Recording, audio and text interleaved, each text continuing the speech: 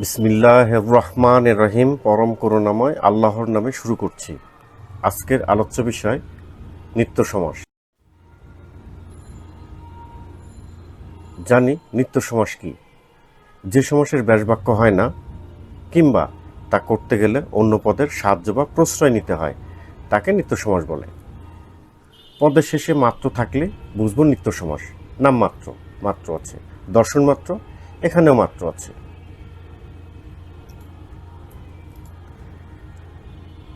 যে চাহিবা মাত্র, মাত্র আছে।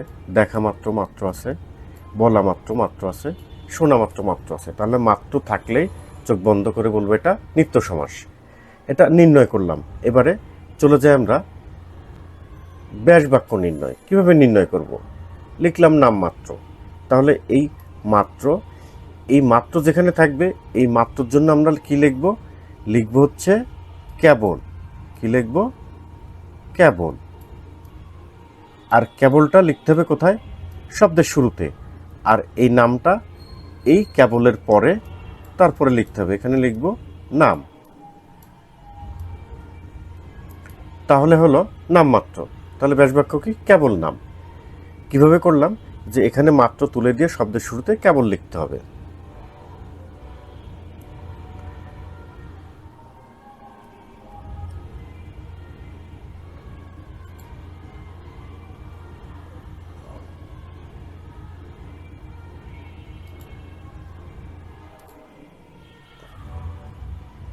এবার চলে যাই দ্বিতীয়টাতে। পদের শেষে অন্তর থাকলেই তা নিত্য সমাস। তার মানে আমরা যদি পদের শেষে কি দেখি? আমরা যদি অন্তর দেখি, এই অন্তরটা যদি দেখি, তাহলে আমরা কি বলবো? সেটা হচ্ছে নিত্য সমাস। এই যে কালান্তর মানে কালযোগ অন্তর, যুগান্তর যুগ যুগান্তর, পাঠান্তর পাঠযোগ অন্তর, বাক্যান্তর বাক্যযোগ অন্তর, দেশান্তর দেশযোগ অন্তর, গৃহান্তর গৃহযোগ অন্তর, গ্রামান্তর গ্রামযোগ অন্তর, রূপান্তর রূপযোগ অন্তর, মানে সবগুলোর সাথে অন্তর আছে। তাহলে অন্তর থাকলে চোখ বন্ধ করে বলবো এটা নিত্য সমাস। শিখে গেলাম নির্ণয়। এবারে ব্যাসবাক্য নির্ণয়ের কৌশল। আমরা নিত্য সমাস দেখা মাত্রই বুঝতে পারবো এটা নিত্য সমাস।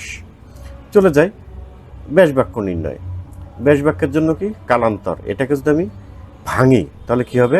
কাল যোগ অন্তর। কি হবে? কাল যোগ অন্তর। এই অন্তরের জন্য আমরা লিখব অন্য। কি লিখব? অন্য লিখব।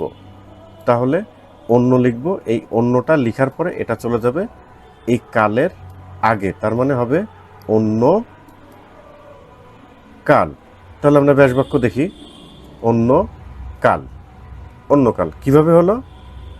এখানে অন্তর তুলে দিয়ে অন্য শব্দের শুরুতেই লিখতে হবে এবং পূর্বপদ পরে বসবে, তার মানে এই কালটা পরে যাবে, অন্যটা আগে আসবে। সকলকে অসংখ্য ধন্যবাদ। আল্লাহ হাফেজ।